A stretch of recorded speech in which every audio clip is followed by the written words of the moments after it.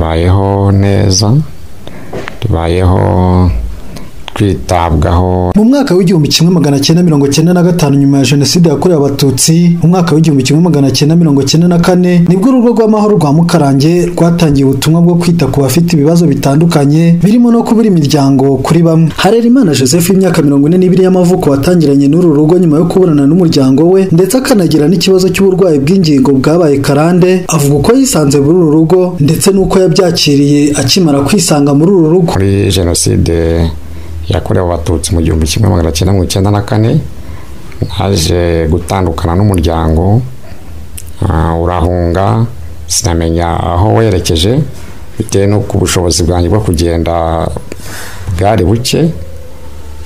Ubwo nza kwisanga narasigaye aho ngaho muri iyo santare ya Gikaya. Ubwo rero urugo rw'amahoro rutangiye 1995 nibwo naje kwakirwa muri ubuvugizi n'abakristu bo mu muryango remezo nari ntuyemo muri iyo santare ya Gikaya.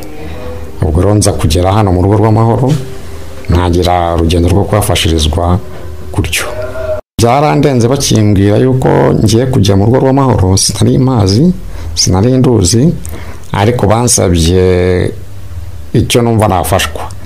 Ikintu cyihutirwaga numvaga nkeneye bwari ubuvuzi, ariko najyanywe kwa muganga bigahini kuvuzwa, baza gusanga uburwayi mfite bwararenze ubushobozi bwo kuvurwa.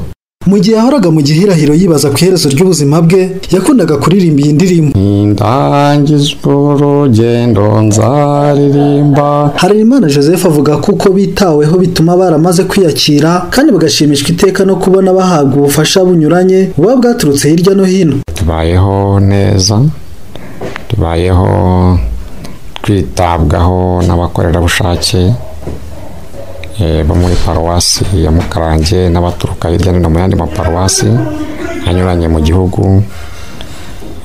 Tukaba dufashwa buri kimwe icyo cyose dukenera mu buzima n'imibereho yacu ya buri munsi, ariko Imana idufasha ikoresheje abafite ubuzima, amaboko, amaguru, ubwenge, kugira abantu bagukunda, kugira abantu bakwitangira, kugira abantu bakwitaho, kugira abantu bagufasha.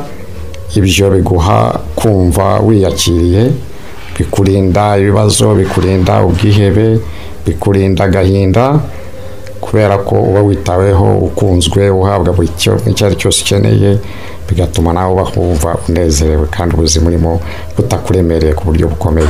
Bamwe mu baturiye n'abazanwa no gutanga ubufasha bavuga uko bazi uru rugo ndetse nuko nabo baruba hafi. Annonciata Kabatesi na Vedaste Ngendahimana ni bamwe muri bo. Uru rugo ibintu nduziho ni byinshi. Uru rugo ni urugo rurimo abantu batishoboye bakeneye gufashwa no kugirirwa neza. Abakristo bari hanze, uwo Roho Mutagatifu yabashije kumurikira, araza akabasura, akabasengera. Rimwe na rimwe ku byo Nyagasani abashije no kuduha, hari igihe tujya ducishamo tugakusanya nk'inkunga, tukaza kubareba cyangwa tukaza no kubaha igikorwa cy'imirimo y'amaboko. Urugo rw'amahoro rwatangiye nyuma ya Jenoside yakorewe Abatutsi 94, rutangira rwakira abana batanye n'imiryango yabo batagira kivurira, ndetse n'abantu bakuru bafite uburwayi budakira nabo batagira ababitaho. Ubwo nk'abakristo ba paruwasi ya Mukarange bakomeje kwita kuri abo bantu kandi bagenda batarura n'abari mu mihanda batagira ababitaho. Nk'imbuto rero urugo rw'amahoro rurimo kugaragaza bituma abantu bitagatifuza. Uru rugo rufite abakorerabushake batatu bahoraho. Kayitesi Agnes umwe muri bo avuga ko buri wese afite uko yitabwaho mu buryo butandukanye, ntabura kandi no kugaragaza imbogamizi y'inyubako nto aba muri uru rugo bafashirizwamo. Buri wese tuba tuzi uburyo tumufasha. Wenda navuga ko wenda mu byerekeye nk'isuku, abenshi uko bareba ahangaha, abenshi nta nubwo bikarabya, abenshi turabakarabya.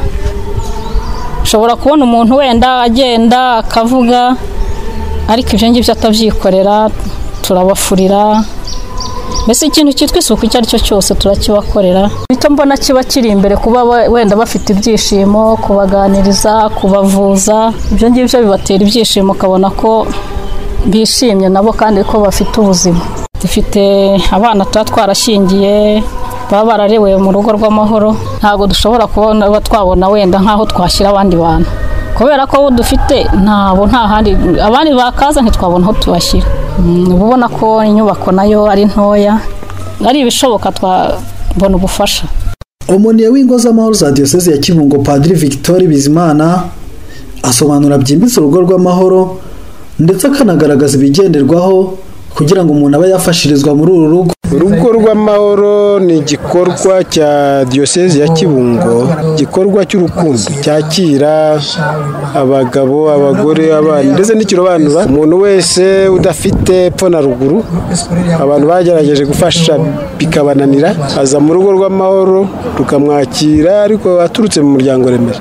Umuryango remezo ni urambagiza, noneho agasurwa bakareba uko ameze koko, bakagereranya n'abandi babisaba, babona ari we urushije abandi kumera nabi, bakamuzana mu rugo rw'amahoro akitabwaho muri byose. Ni igikorwa rero cya Diyoseze ya Kibungo ariko gikorerwa muri paruwasi. Umwepiskopi akaba ari we mukuru mu by'ukuri w'urugo rw'amahoro, usibye ko ukuboko kwe kw'iburyo aba ari padiri mukuru.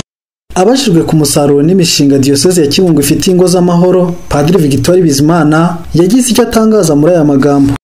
Umusaruro burya wa Kiliziya unyuranye n'imisaruro mwe muvuga hanze. Umusaruro wacu ni ugutuma umuntu asubirana ubumuntu, yongera kuba umuntu, kuko ubundi aba yateshejwe agaciro n'ubuzima bayemo butameze neza. Iyo asubiranye agaciro, icyo kiba ari igikorwa kimwe cy'intangiriro cy'ubumuntu. Ariko iyo baje mu rugo rw'amahoro atari n'abakirisitu, baraza bakiga bakabatizwa na roho igakira, noneho umuntu akaba yuzuye mu by'ukuri.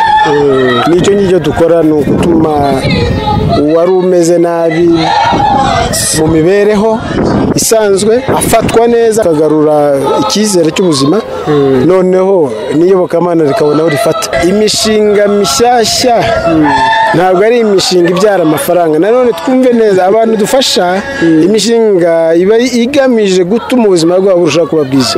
Umushinga dufite n'uwo kubona kwigisha abakobwa bari hariya n'abavoroneri bazamo, kuko hari abazamo bakamara icyumweru, hari abamara ukwezi, hari abamara umwaka. Ubu dufite n'umunyaruhengeri bagenda baza bagataha bashaka umuhamagaro. Tubona cyane ni abakirisitu kandi barabyumvise, nibo batunze urugo rw'amahoro. N'umwepiskopi agashyira hake iyo ashishikaza yagira ate, ariko mbere na mbere ni paruwasi. Urugo rw'amahoro rwa Mukarange rwatangiye mu 1995 nyuma ya Jenoside yakorewe Abatutsi muri Mata mu mwaka wa 1994. Rwibarutse izindi ngo ebyiri, Kabarondo na Bare, maze zihita zibe 3 muri Diyoseze ya Kibungo.